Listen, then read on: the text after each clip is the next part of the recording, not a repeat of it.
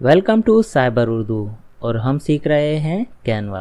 पिछली क्लास में हमने एक बहुत ही खूबसूरत सी इंस्टाग्राम की पोस्ट बनाई थी। उसमें हमने यूज़ किया था एलिमेंट्स के अंदर फ्रेम्स को, अल्फ़ाबेट्स के फ्रेम्स मिलाकर हमने एक बहुत ही खूबसूरत डिज़ाइन क्रिएट किया था। आज हम जिस चीज़ को एलिमेंट्स में समझने की कोशिश करेंगे वो हैं चार्ट। चार्ट्स क्या होते हैं? चार्ट्स अगर आप प्रोफेशनली वर्क करते हैं या फिर आप कि फ्रीलांसिंग करते हैं और फाइवर के ऊपर आप अपने क्लाइंट्स के लिए पोस्ट तैयार करते हैं, उनकी कंपनी के लिए डिज़ाइन तैयार करते हैं, तो आपको चार्ट्स की बहुत ज़्यादा ज़रूरत पड़ती है। किसी भी कंपनी के डेटा को शो करने के लिए, डिस्प्ले करने के लिए, विजुअली रिप्रेजेंट करने के लिए चार्ट्स बहुत मददगार साबित होते हैं। तो आज हम चार्ट को समझेंगे अच्छे से कि चार्ट्स को हम किसी पोस्ट के अंदर, फेसबुक या इंस्टाग्राम पोस्ट के अंदर किस तरीके से डिज़ाइन कर सकते हैं और शो कर सकते हैं। यहाँ पर हम कोई भी एक चार्ट ले लेते हैं और इसे ड्रैग कर यहाँ ले आते हैं।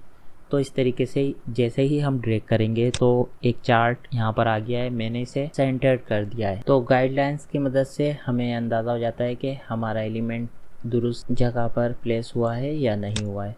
तो इस तरीके से जब हम इस पर क्लिक करेंगे अपने चार्ट्स के ऊपर, तो यहाँ पर तो इस तरीके की एक टेबल शो हो रही होती है। ये कैनवा हमें प्रोवाइड करता है हमारे डेटा के लिए कि अगर हमारा कोई डेटा है तो हम इसमें डेटा प्लेस कर सकते हैं।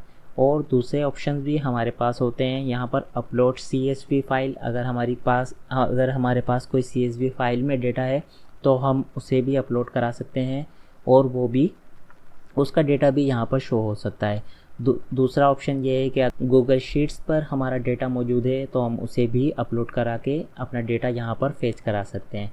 या फिर हम सिंपली यहाँ पर हेड्स दे सकते हैं अपने, और यहाँ पर आइटम्स दे सकते हैं और उनका डेटा भी हम शो करा सकते हैं। यहाँ पर हम एडिट भी कर सकते हैं इसी के ऊपर कि हमारे आइटम, मिसाल के तौर पे यहाँ पर है कंप्यूटर।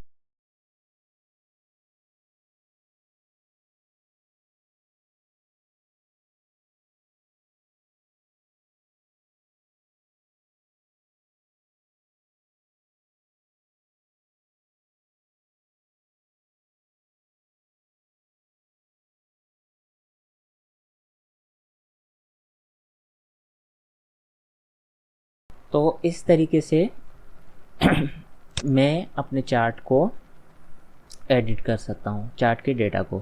यहाँ पर हम चार्ट की सेटिंग भी चेंज कर सकते हैं। अगर हमें लेबल्स क्या होते हैं? ये जो हमें टेक्स्ट लिखा हुआ नज़र आ रहा है ये लेबल्स होते हैं। अगर हमें लेबल्स को शो नहीं कराना है और टेक्स्ट शो नहीं कराने तो हम इसको ऑन और ऑफ यहाँ से कर सकते हैं।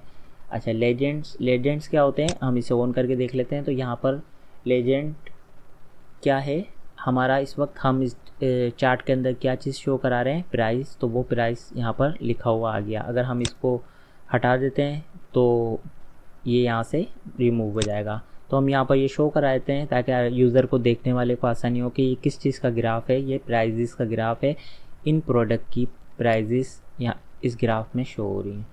तो ये ग्रिड लाइंस, अगर आप ये लाइंस रिमूव करना चाहते हैं इनको शो और ऑफ कर सकते हैं। प्लॉट कॉलम्स एंड सीरीज़ और प्लॉट रोज़ एंड सीरीज़, अगर हम इस पे इस तरीके से करेंगे तो ये इस तरीके से हो जाएगा और ये इस तरीके से। लेकिन चार्ट ज़्यादातर इसी फॉर्म में अच्छा लगता है तो हम इसे इसी तरह रहने देते हैं। हम इन कॉलम्स का कलर भी यहाँ से चेंज कर सकते हैं।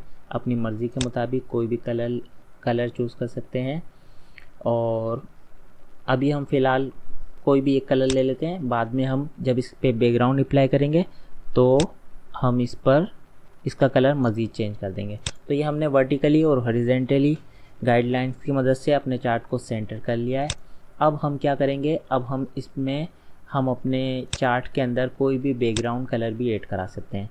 यहाँ से हम कोई भी कलर अपनी मर्ज़ी का चूज़ कर सकते हैं और उसे ऐड करा सकते हैं अपने डिज़ाइन की पोस्ट के बैकग्राउंड पर। या फिर हम कोई भी इमेज भी यहाँ पर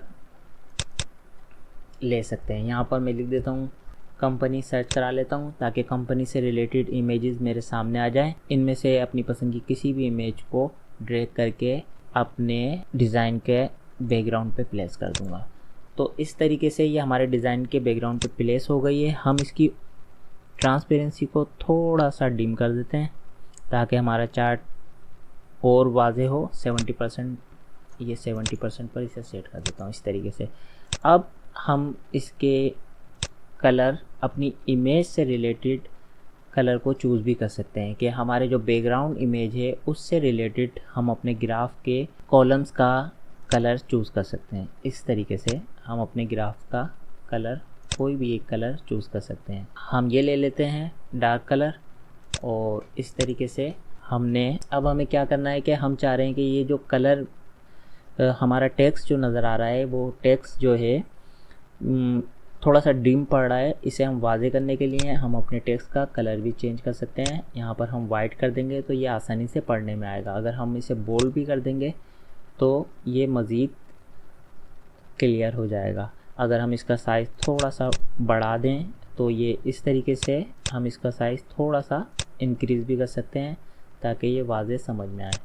तो इस तरीके से हम चार्ट्स अपनी पोस्ट के अंदर ऐड कर सकते हैं और उन चार्ट्स को डिस्प्ले कर सकते हैं और अपने किसी भी क्लाइंट का डेटा या अपनी कंपनी या किसी भी किस्म का कैलकुलेशन का डेटा हम अपनी पोस्ट के अंदर अपने डिज़ाइन के अंदर रिप्रेजेंट कर सकते हैं। उम्मीद है आपको इस छोटी सी वीडियो की मदद से कैनवा की पोस्ट में चार्ट्स इंसर्ट करना और उन्हें डिज़ाइन करना और अपने डेटा को रिप्रेजेंट कराना अच्छे से समझ में आया होगा। आने वाली वीडियोस में हम कैनवा को मज़ीद एक्सप्लोर करेंगे।